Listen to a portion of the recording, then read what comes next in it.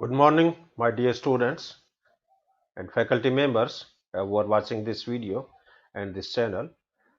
Myself, Dr. K.C. Soni, Associate Professor in Geology, Government Lohia College, Churu, affiliated to Maharaja Ganga Singh University, Bikaner. In today's lecture series of entomology, I will deliver my talk on origin and development of wings in insect. प्रिय साथियों, आज की entomology की व्याख्यान श्रृंखला में insect में पंखों का डेवलपमेंट कैसे हुआ, पंखों की ऑरिजिन कैसे हुई, इन्हीं पहलुओं को टच करते हुए मैं आज का व्याख्यान आपसे शेयर करूंगा. How wings are developed and how wings are evolved और originated. Sometimes in the Carboniferous period, some 350 million years ago, when there were only two major land masses, insect began flying. तो आज से लगभग 350 billion वर्ष पहले Carboniferous period के दौरान insect की उत्पत्ति हुई. और इंसेक्ट है वो पहले इन्वर्टिब्रेट है जो उड़ने वाले हैं. How and why insect wing developed, insect में पंख क्यों डेवलप हुए, कैसे डेवलप हुए. How ever it is not well understood, इसके बारे में अभी भी अंडरस्टैंडिंग है वो क्लियर कट नहीं है. Largely due to scarcity of appropriate fossils from the period of their development in the lower Carboniferous, क्योंकि इतने पुराने फॉसिल्स का मिलना बहुत ही दुर्लभ है. हालांकि फॉसिल हो सकते हैं दुनिया में, क्योंकि जितनी भी चट्टानें हैं उन चट्टानों की कार्विंग करें तो हो सकता है इनमें विंग्स के फॉसिल्स अवेलेबल हो जाए, लेकिन फॉसिल एविडेंसेस बहुत कम है. ये एक फॉसिल जैसे बहुत ही रेयर फॉसिल है कार्बोनिफेरस पीरियड का, और इसके अंदर ये विंग दिखाया ड्रैगन फ्लाई का. ड्रैगन फ्लाई के विंग का जैसे जीवाश्म है और काफी इंटैक्ट पोजीशन में ये प्राप्त हुआ है. थ्योरीज ऑफ विंग ऑरिजिन, पंखों की उत्पत्ति के सिद्धांत. 4 मेन थ्योरीज आर एक्सप्लोर्ड और proposed. First is paranotal hypothesis, second is epicoxal hypothesis, third is andite excite hypothesis, and fourth is paranota plus lag recruitment hypothesis.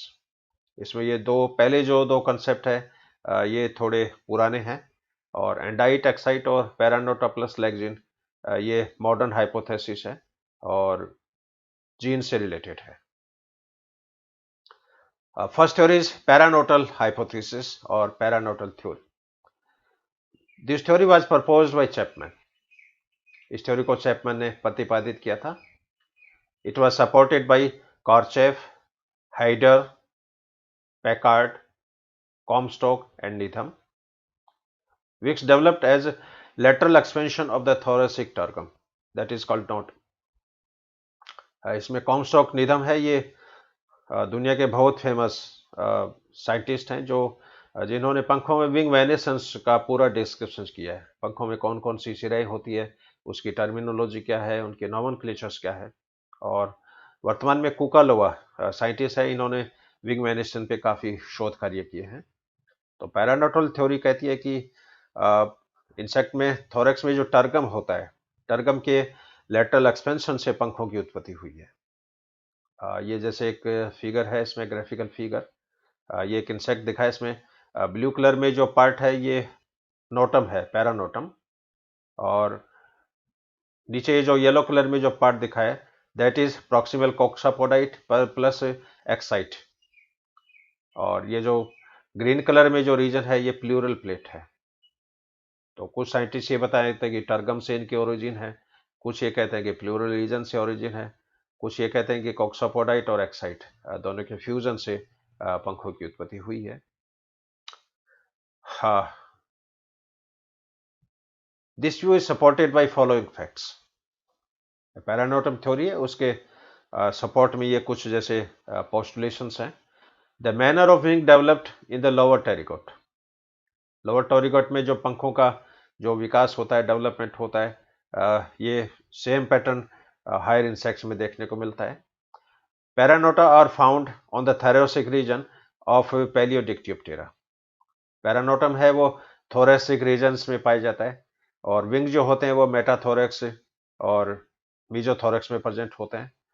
पैरानोटा are also found in nymph, Kalotermes and in mantis. Paranotum जो है ये nymphal stage में भी present होता है, कैलोटर्मीज में present होता है, और मेंटिस के अंदर भी ये पाया जाता है। In Lepisma the paranotal expansion are supplied with tracheae and blood capillaries which are arranged in a pattern somewhat similar to found in developing wings. लेपिश्मा जो सिल्वर फिश है, सिल्वर फिश में पाया गया कि पैरानोटम का जो एक्सपेंशन है उसके अंदर ट्रेकिया पाई जाती है, उसके अंदर ब्लड कैपिलरीज पाई जाती है, और इनका जो डिस्ट्रीब्यूशन पैटर्न है वो उसी तरह होता है जो डेवलपिंग विंग्स के दौरान देखने को मिलता है। It is believed that during the course of evolution, the paranota become sufficiently large and took the form and functions of a wing. और ये माना जाता है कि इवोल्यूशन के दौरान इस पैरानोटम के अंदर एक्सपेंशन हुआ और ये धीरे धीरे डेवलप होके पंखों के अंदर रूपांतरित हो गया। Later on they develop the power of moment, और बाद में इनके अंदर मोमेंट जो है, फ्लाइट कैपेसिटी है, वो इसके अंदर डेवलप हो गई, फ्लाइट मैकेनिज्म डेवलप हो गई, पंखों के साथ जो डायरेक्ट और इनडायरेक्ट मसल्स है वो डेवलप हो गई। सेकेंड इज एपिकॉक्सल थ्योरी या tracheal gill theory. This theory was supported by Lubbock, Grovenlog, Verson and Woodworth. इस सिद्धांत को लुबॉक साइंटिस्ट है, ग्रोवनलॉग है, वर्जन है और वुडवर्थ है, इन्होंने इस थ्योरी को सपोर्ट किया है। According to this theory, wing derived from thoracic tracheal gills, which has lost their original function and adapted for the purpose of flight.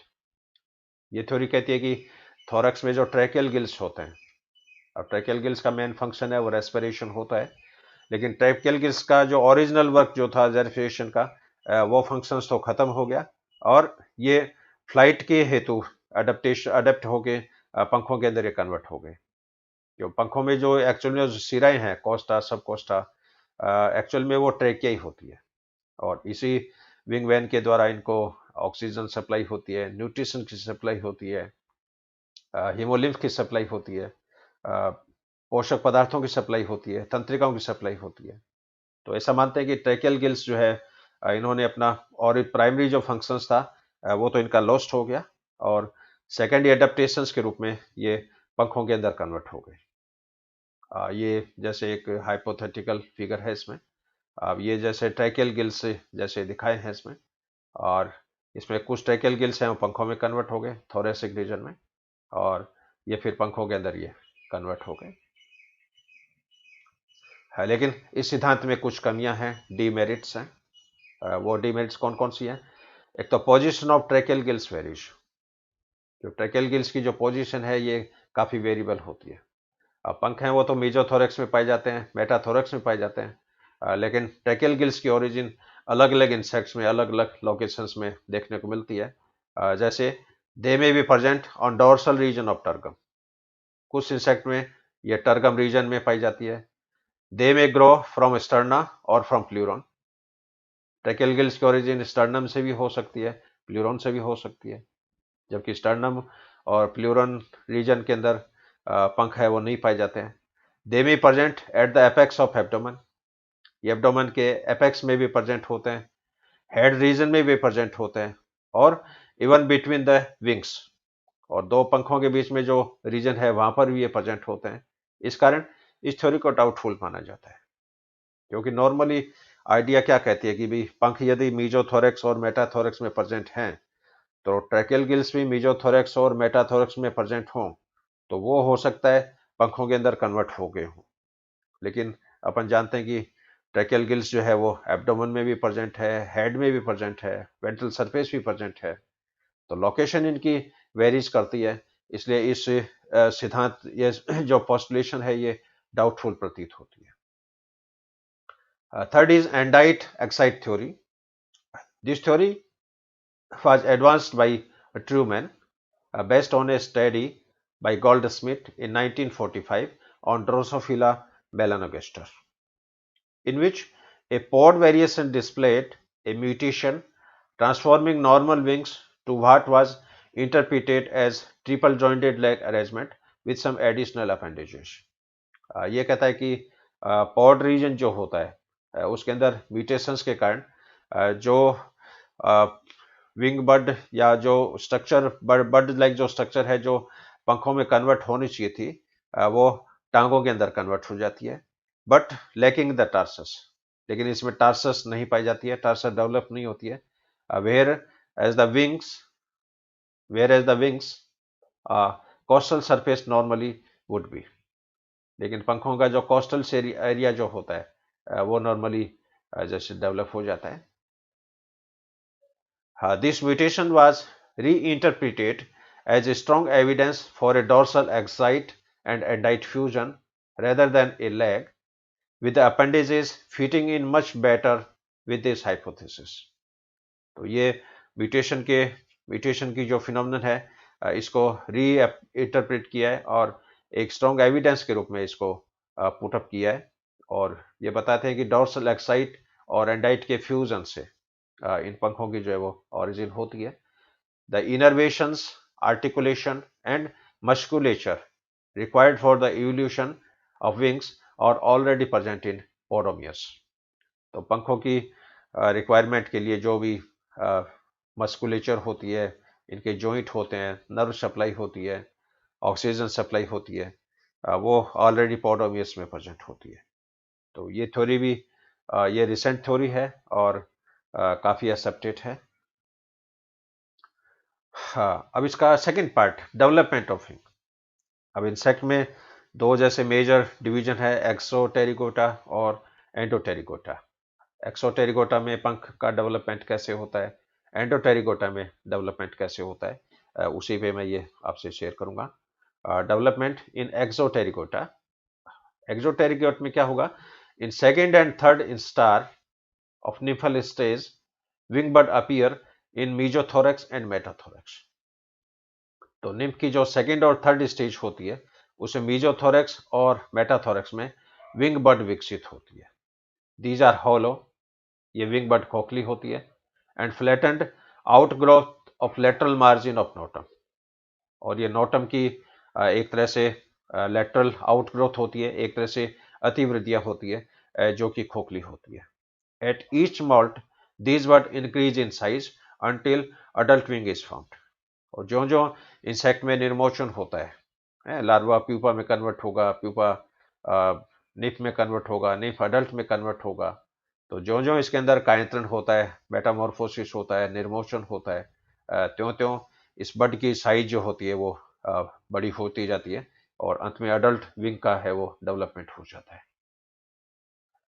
Endopterygota में डेवलपमेंट कैसे होगा, development of wing in endopterygota. Endopterygota में क्या है कि in larval stage wing bud appears and consist of two epidermal layers, outer and inner. तो mesothorax और metathorax में सबसे पहले जो विंग बड बनती है उस विंग बड में दो एपिडर्मल लेयर होती है, अपर लेयर होती है, इनर लेयर होती है। Basement membrane and epidermis appose each other. Basement membrane और एपिडर्मिस ये दोनों के एक दूसरे के अपोजिट होती है, क्योंकि इंटेगमेंट में आपको याद हो तो सबसे बाहर जैसे क्यूटिकल होती है, क्यूटिकल के नीचे एपिडर्मिस होती है, एपिडर्मिस के नीचे बेसमेंट मेम्ब्रेन होती है। Basis of epidermal cells are drawn out into long process. और एपिडर्मल का जो बेसिस है, आधारीय भाग है जो है उसके अंदर लंबे प्रवर्त, बहुत लंबे नहीं, छोटे छोटे और इलोंगेटेड प्रोसेस जो होते हैं वो इसके अंदर डेवलप हो जाते हैं। ये जैसे बोर्ड चौक के द्वारा जस्ट फिगर बनाया है मैंने। ये जैसे अपर लेयर है विंग बट की, ये लोअर लेयर है, और आप देख रहे हो सबसे बाद क्यूटिकल है, फिर एपिडर्मिस है, फिर बेसमेंट मेम्ब्रेन है, और इसके अपोजिट लेयर इस लोअर लेयर में मिलेगी, सबसे भीतर बेसमेंट मेम्ब्रेन, फिर एपिडर्मिस और सबसे बाहर क्यूटिकल है। अब क्या होगा कि दोनों लेयर की जो बेसमेंट मेम्ब्रेन है वो एक दूसरे की तरफ प्रोसीड करती है। प्रोसीड करने से एक दूसरे के ये अप्रोक्सीमेशन में आ जाएगी, एक दूसरे के सैनिकट आ जाएगी। इसके अंदर ये सबसे बार क्यूटिकल, फिर followed by epidermis, followed by basement membrane. Basement membrane opposed to each other. Basement membrane एक दूसरे की तरफ अपोज करती है and ultimately fused to form a compact layer, और इन दोनों का फ्यूजन हो जाता है। फ्यूजन हो जाने से एक ये सतत लेयर जो होती है वो बनती है। The channel left in the medial membrane containing nerve, ट्रैकी and blood vessels for the purpose of nutrition supply. अब इसके अंदर जो चैनल जो रह जाते हैं बीच में, उनके चैनल के अंदर नर्व सप्लाई होती है, ट्रैकिया की सप्लाई होती है, ब्लड वेसल्स हीमोलिम्फ की सप्लाई होती है for the purpose of nutrition, और यही चैनल आगे चलकर पंखों की शिराओं में कन्वर्ट हो जाते हैं। ये इस फिगर में आप देख रहे हो, ये इनके फ्यूजन से ये होलो जैसे चैनल बन गए। इस चैनल के अंदर ब्लड सप्लाई है, नर्व सप्लाई है, ट्रैकिया की सप्लाई है और न्यूट्रिशन की सप्लाई है। यही चैनल आगे चलकर इन पंखों की वेन के अंदर ये कन्वर्ट हो जाते हैं। ये फाइनल स्टेज है आफ्टर फ्यूजन। तो सबसे बार क्यूटिकल है पंखों में, जैसे अपर क्यूटिकल होती है, लोअर क्यूटिकल होती है, और ये इसके अंदर ये शिराएं होती है। इन शिराओं में डेवलपमेंट होता है, डिवीजन होता है, फ्यूजन होता है, और हर शिरा का अपना अपना नॉमेनक्लेचर है। और विंग का नॉमेनक्लेचर है वो सबसे पहले कॉमस्टॉक और नीथम ने दिया था, और अभी हाल में कोकोलावा एटॉल है, उन्होंने प्रपोज किया है। हाँ, ये कुछ इवोल्यूशन इवेंट जैसे दिखाई है। लार्वा जैसे, ये तो फॉसिल्स का जैसे पैटर्न है, और ये जो अडल्ट इंसेक्ट है मॉडर्न मॉडर्न सिनेरियो में उसका जैसे पैटर्न दिखाया इसमें। तो फॉसिल्स में क्या होता है कि लार्वी में ऑल विंग स्मॉल, सभी पंख छोटे होते हैं, serially homologous with dorsal abdominal appendages. ये डोर्सल अपेंडेजेस दिखाएं, ये थोरस के रीजन है T1, T2, T3। अडल्ट में क्या होगा, merger of dorsal with ventral component leads to the elongation of T2 and T3। Dorsal और वेंट्रल कंपोनेंट के फ्यूजन से T2 और T3 का जो जोन है उसके अंदर ग्रोथ होती है, इलोंगेशन हो जाता है, and which diverse from the T1 wings. जो T1 विंग है उससे भिन्नित प्रकार के हो जाते हैं। और इसमें जो आप देख रहे हो येलो कलर में जो रीजन है, ये पृष्ठ सतह को इंडिकेट करता है, डोर्सल सरफेस को, और ये जो ग्रीन कलर में जो रीजन है ये वेंट्रल सरफेस को इंडिकेट करता है। इन पेलियोप्टेरा रिप्रेशन ऑफ T1 विंग्स, पेलियोप्टेरा में जो ये जो T1 विंग है ये रिप्रेस हो जाता है, डिसइंटीग्रेट हो जाता है, एक्सटिंक्ट हो जाता है। In Neoptera foldable wing divergence of T2, T3 morphology fit with adjacent dorsal thorax। नियोप्टेरा के अंदर ये सिचुएशंस है, और यहाँ पर ये जो टैगमिना टाइप के जो पंख है इनका ये डेवलपमेंट हो जाता है। तो ये कि इवोल्यूशनरी सीक्वेंस है वो इस फिगर के अंदर जैसे इंडिकेट करी है। ये कुछ लेटेस्ट कंट्रीब्यूशन है इसमें। कुछ साइंटिस्ट तो ये कहते हैं कि टर्गल रीजन जो होता है, नोटम जो होता है, नोटम है वो पंखों में कन्वर्ट होता है, और इसको फॉलोवर जो है उसके अंदर जैसे मूलर है 1875, क्रैम्पटन 1916, स्नोडग्राफ 1935, हैमिल्टन 1971, और अभी मॉडर्न एंटोलॉजिस्ट में ओहदे एटोल 2013। कुछ साइंटिस्ट ये मानते हैं कि इनकी ओरिजिन है वो ड्वेल प्रकार की है, दोहरी प्रकार की है। इस सिद्धांत को मानने वाले साइंटिस्ट हैं मुख्यतः रेस्नेटसिन 1981, निवा एटोल 2010 और क्लार्क हेस्टेल एटोल 2013। कुछ साइंटिस्ट ये मानते हैं कि इनका जो प्लूरल रीजन जो होता है लेटरल साइड वाला, उससे पंखों की ओरिजिन है। इस कंसेप्ट को मानने वाले साइंटिस्ट में ओकन, वुडवर्थ 1906, कुकालवा पैक और एवरोफ एंड कोहन, ये 1997। तो ये एक हाइपोथेटिकल फिगर है, और अलग अलग रीजन से पंखों का डेवलपमेंट हो सकता है, उसके फॉलोअर्स का ये कंपाइलेशन है। हाँ, ये बहुत ही एक फिलोजेनेट्री यहाँ पर इंडिकेट किया है इंसेक्टा के सारे ऑर्डर्स का, हर ऑर्डर में किस तरह के पंख हैं, और काफ़ी रिसर्च बेस्ड ये फिलोग्राम है वो यहाँ पर बनाया गया है। और इसमें मेन जो डाइवर्जन के जो पॉइंट है या स्पेशल स्ट्रक्चर जो है विंग्स की, वो इसमें जैसे डिप्टेरा के अंदर, इसके बाद में ओडोनेटा, लीकोप्टेरा, ऑर्थोप्टेरा, फैस्मेटोडिया और न्यूरोप्टेरा। इन सभी को कलर के रूप में यहाँ पर रिप्रेजेंट किया, जैसे this is Neuroptera, this is Odonata, this one is Orthoptera, this is फैस्मेटोइडिया।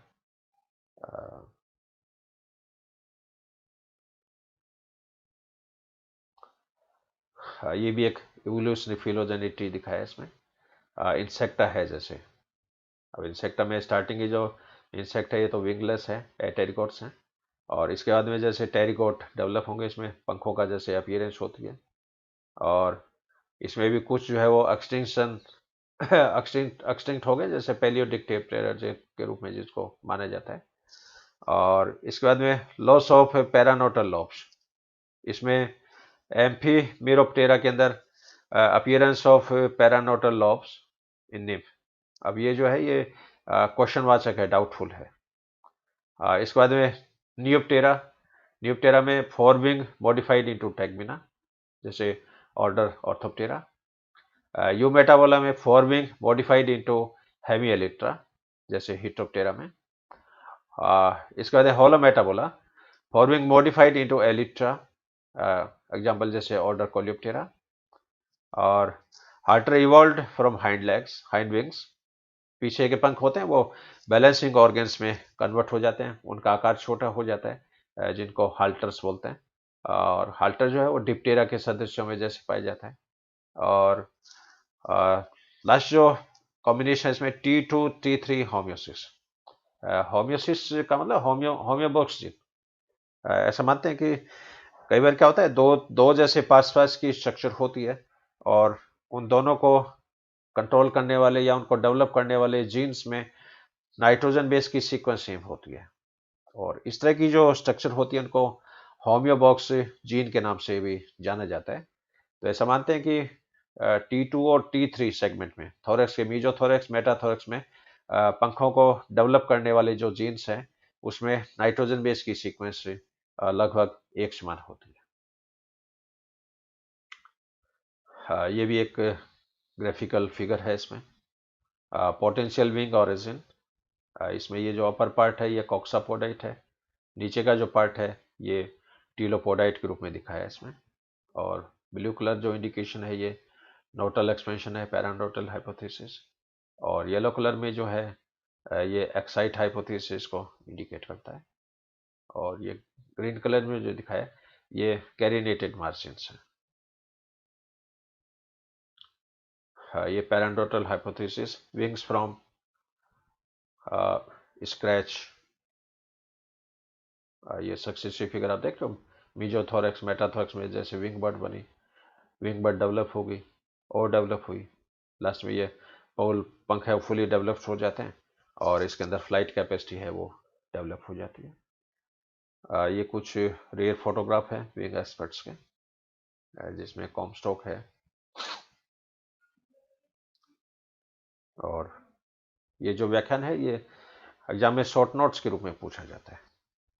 पंखों का ओरिजिन कैसे हुआ, पंखों का डेवलपमेंट कैसे हुआ। तो बहुत ही शॉर्ट में ये लेक्चर मैंने आपसे डेली शेयर किया है। और एक बार मैं मेरी तरफ से, हमारे डिपार्टमेंट की तरफ से आप सभी को धन्यवाद। Thank you very much.